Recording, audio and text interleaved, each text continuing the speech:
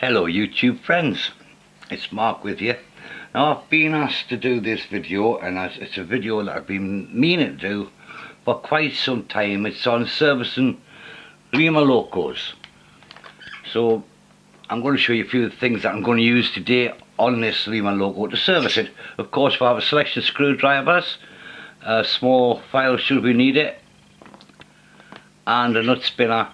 We also have the obligatory cotton buds there, a piece of emery paper, and lubricants of your own choice, and I'll say more about those in a minute. Lubricants of your own choice, and some kind of a cleaning agent. I like to use petrol. That's the things we're going to use today. But before we do, I just want to show you something. Just get the loco out the way a minute, and these bits and pieces. Now, here we have the Hornby Book of Trains 25-year edition. And I don't know if you can see it or not. I'll see if I can zoom in a little bit. There it says Hornby Servicing and Maintenance.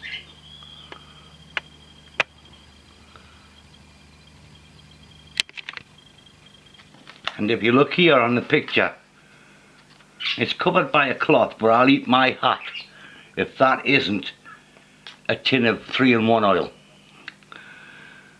That's what that is. It's a tin of 3-in-1 oil. That's what I use. I don't want to hear anything about anybody else saying, oh, I use this, I use that. This is what I use. This is what I do. I'm not saying it's right. I'm not saying it's wrong. This is what I do. We're going to mount it in the inspection cradle. If you haven't got an inspection cradle, I don't see anything wrong with doing that. After all, that's the box that is packed in. That's the box that stays in all the time. If you haven't got an inspection cradle, and you've got no other way of making an inspection cradle, why not just use the insert your box? Just a little pointer. Right, so what we're going to do with this little loco. The first thing we're going to do is take the body off it. Easily enough done. Everybody should know how to do this. What I do is I use a guitar pick. Rather than poke it with a screwdriver or use thumbnails, fingernails, I use a guitar pick. And you'll find that with a guitar pick it doesn't mark the body of the loco at all. So that's it out of his jacket. Now, for those who aren't aware, around 1981 to 82, Lima started to do two types of motor. One they called the high-speed express motor, the other they called the super traction motor for more realistic slow speeds. And after a little bit of research, which I'll show you in a minute when we get into this motor a little bit better, you can't tell which is which. So the first thing to do is take out the weight. Take out the weight, put it to one side. You'll only drop it on your foot if you don't. And then, once that's out, we're going to undo the pickup clip there from the non-powered end. Take that away. Now to get to the motor, you've got to take it out of the cradle, of course. Two screws there, they hold the bogie frame in place. Two screws. So bring them out. And I try when I do this not to actually take the screws right out, but just to leave them in the recesses of the bogie frame for later. And we put that to one side. So it's simply a case of lifting it up. Lift the chassis frame away, and there is your motor. You can see with this one straight away, before I've even touched it with anything, see if I can get it out, there is just there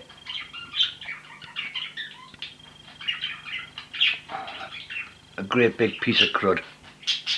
and that's before I've even serviced the loco. Great big lump of crap. So the first thing I do is to take out the brushes, because there's a light spring under there, and I don't recommend you do this if you haven't got replacements, because these could fly all over the place. So if you haven't got replacements, don't attempt it until you've got some replacements. And this is one of the reasons why I keep your fingers long, my fingernails long.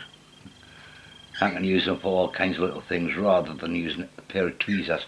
There's a spring out and put to one side, and another spring out and put to one side.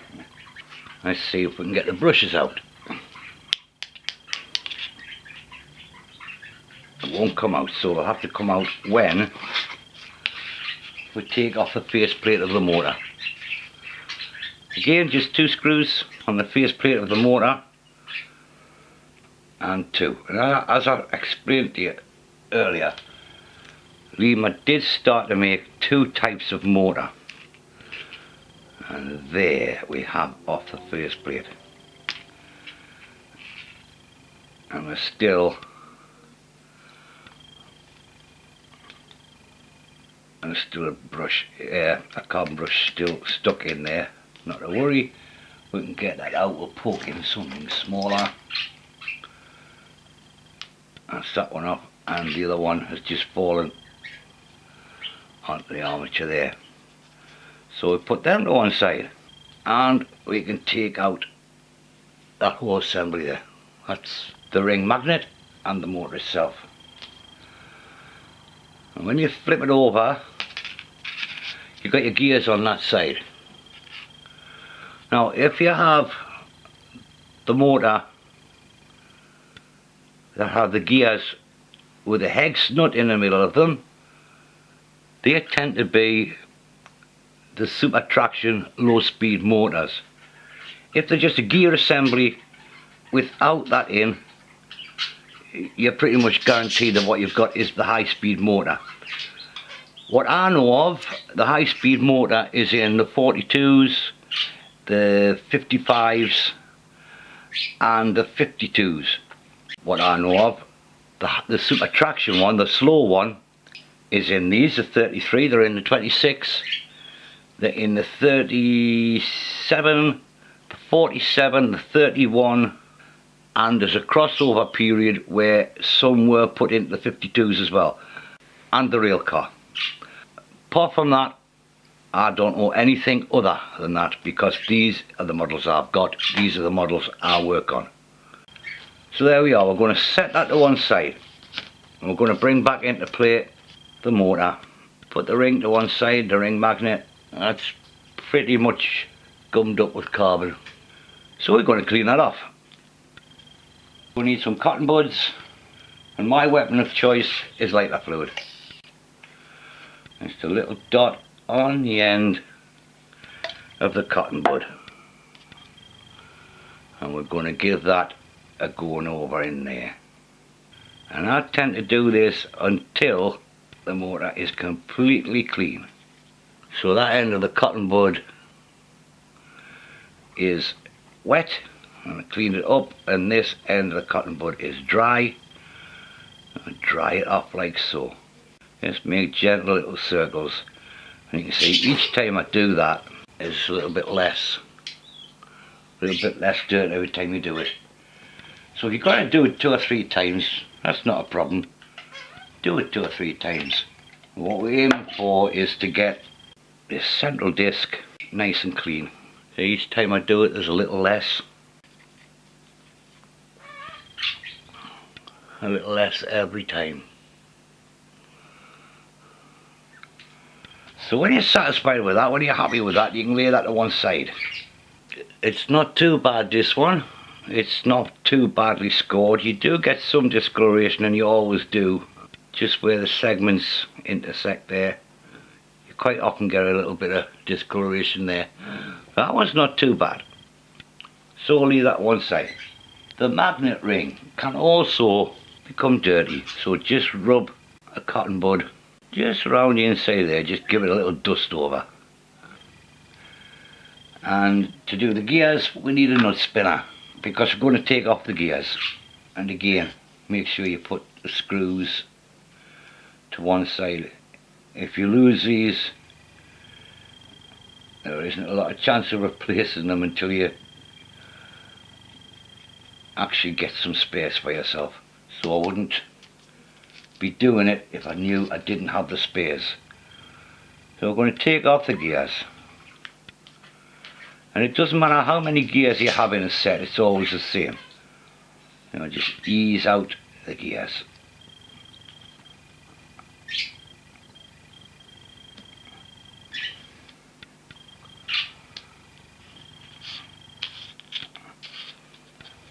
That's the 3 gears. We can just leave them there a minute. I'm not going to take any harm. While we just clean up where the gears have been. There are tiny gears in there. I don't know if you can see it or not. I'm not going to take them out. I'm just going to inspect them because they're so tiny. That's that cleaned up. Now inspect your gears. Run them with your finger, and if you have a point of resistance you may have something wrong. It happens all the time. I think they are quite alright, those ones. And again, this one here, just run them gently with your finger in both directions. We're going to check in there the insides of the wheels, because don't forget there's a gear on there as well. So we're going to check in there. So now you've got your gears off, there's 2 or 3 things you do. First of all, you clean the gears you've just taken off. Pretty pointless putting them back if you haven't cleaned them and inspected them. Just give them a clean up on a piece of toilet paper, dry them off. Now I do something that not everybody does, and I don't recommend it if you're not confident. And what I do is I inspect these gears just by eye, because they do often contain a burr, and that one has a burr on that side. So all I'm going to do is on a very piece of fine emery here, I'm just going to lightly rub it backwards and forwards. I'm not pushing on, I'm not planing wood. It's just a gentle, very gentle rub on that, just a little bit at a time. And you will find that will take down any burrs you have on there. Have a feel with a fingernail or the end of your finger, and you'll be able to tell if there's a piece of sharp burr sticking up. And then once you've done that, of course, inspect the gear teeth again. That one seems fine. Now, with the oil, whatever oil you want to use, just a little tiny dot on there. That's just a pinhead. And then put the gear back in place. And it'll be tight to start with, but it will go on and run in like so. And do the same with the other 2 gears. And we're going to put that back in on to there. And again, just a little tiny dot of oil. Put the gear on and you will feel it click into place. Now the difficult part is getting that little nut back in there. And again, this is where long fingernails come in handy. I've got a hold of that. That goes in the hole. Just press it very lightly to set it in the hole, and pop it back in with the spinner. And you'll know when it's tight up. You don't want to be wrenching it round.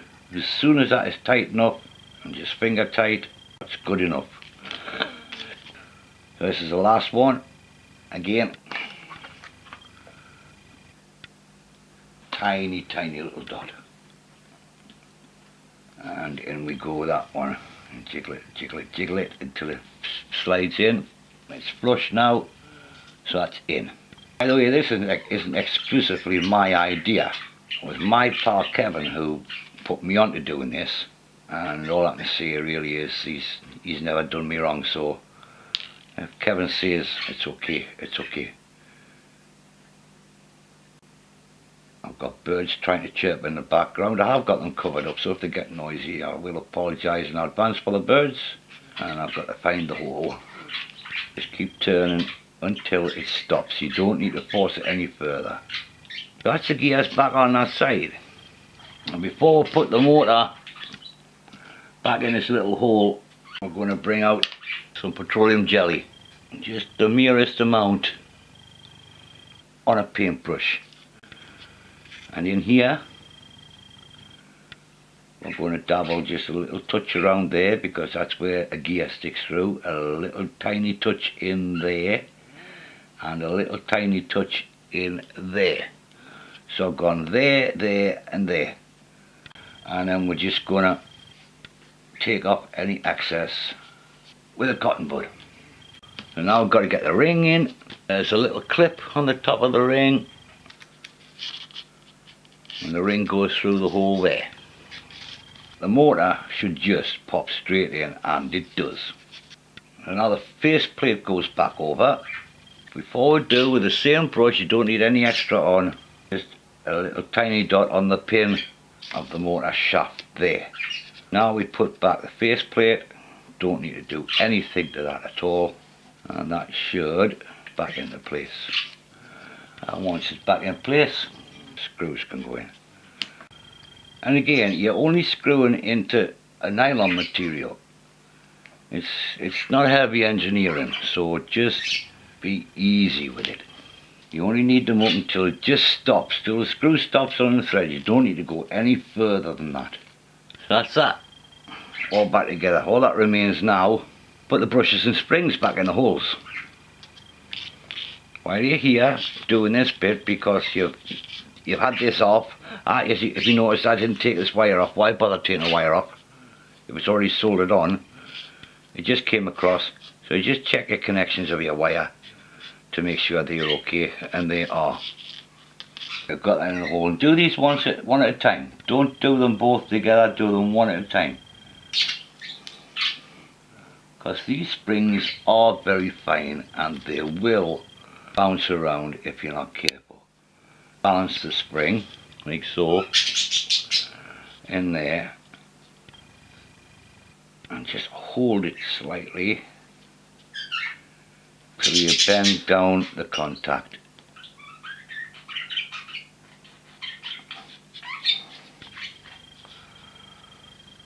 And we bend that one back into place too. These can get misshapen because they're only brass. You just manipulate them slightly and get them to fit nice and neat. And check that any of this here across the top hasn't all leant forward, because that can catch on the bodywork of your locomotive if that's leaning forward like so. And just make sure it's all nicely in place. And when you've got it to that state there where your motor's reassembled, run up, see what it does. It's very difficult to look at this camera upside down.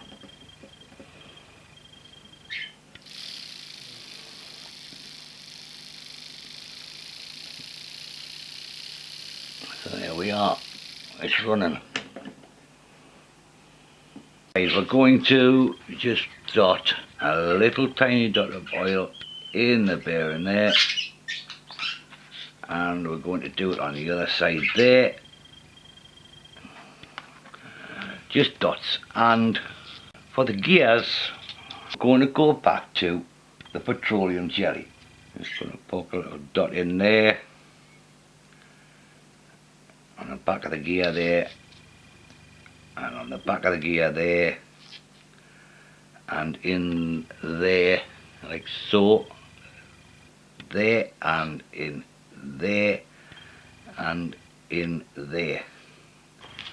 There's something else you can do before you put it back in. Check your pickups on the bottom of the wheel. These are sprung. It's just a sprung piece of copper that actually touches both pair of wheels. Just check that, make sure it's clean. These are particularly clean. So we can safely say that that is ready to go back in to the chassis. Now you can always tell which side of the chassis it should be in, because there are cutouts in the chassis to accommodate the gears of the motor. So that's where you want it to sit. So you want it to sit in like so. So we put the bogie frame back on, and again with these screws, just take your time with them, don't force them. You only want them to go in until they stop against the head of the screw. You don't need to force it, you don't need to push it right down. You're not screwing a wood screw into a piece of wood. When it stops, stop. So that's that half done. There's more, because we also need to inspect and check the non-powered end. So here we have the non-powered end deconstructed. The bogie frame, of course, and the retaining clip. We have the shaft and the spring there, which go up through the centre, and they are lovely and clean to start with. No need to mess about with them. So the only thing here that needs anything doing to it at all is the small pickup strip. So we're just going to give that a little clean, and it really doesn't take much because it is quite fine copper.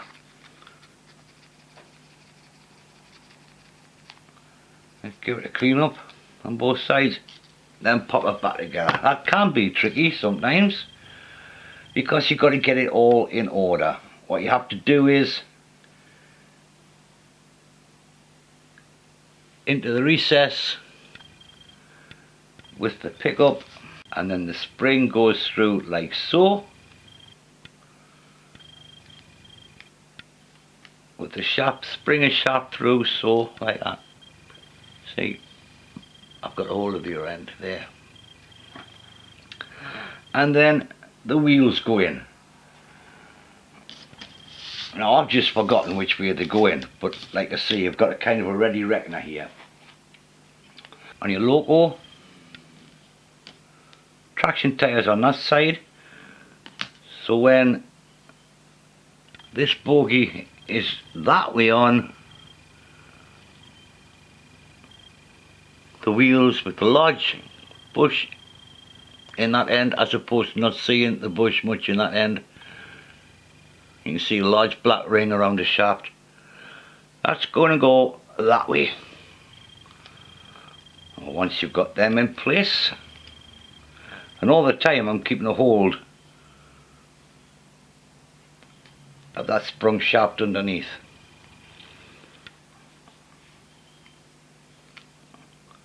Like so. Now the retaining plate only goes one way, so you can't really get that wrong. What you've got to be careful of is these wheels springing out of place, as that one has just tried to do. Once that's in, you can let go of that spring underneath. Just ease them forward. They will fall into the recesses eventually, and clip it in. Did you hear that clip in? That's now ready to go. And the underneath goes in like so. Pull up the shaft with the spring, put on the power clip, and once again, once it's all there, we'll test it. So we'll put the weight back in for a start, and those weights usually only go in one way. They don't go in two ways, they only go in one way. But if you're not sure and you want to do something to remind you which way the weight goes in, you can always take a Sharpie, draw a T on the top. If you can see the T, you know that goes there. So we'll rig up the controller again.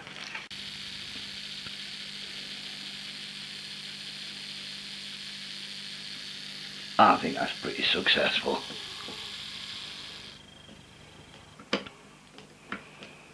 Go the other direction.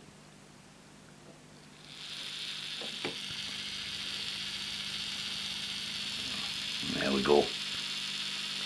So it's just a case of putting the body back on.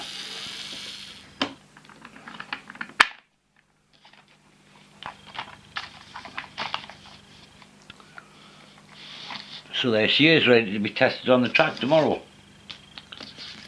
I hope that's been of some use to somebody. Like I say, I'm not saying it's the right way, I'm not saying it's the wrong way, it's just my way. And people who know me well enough by now to know I always do things my way. So there we are. I hope you like it. Thanks very much for watching. And if you don't already subscribe, please consider it. Thank you very much.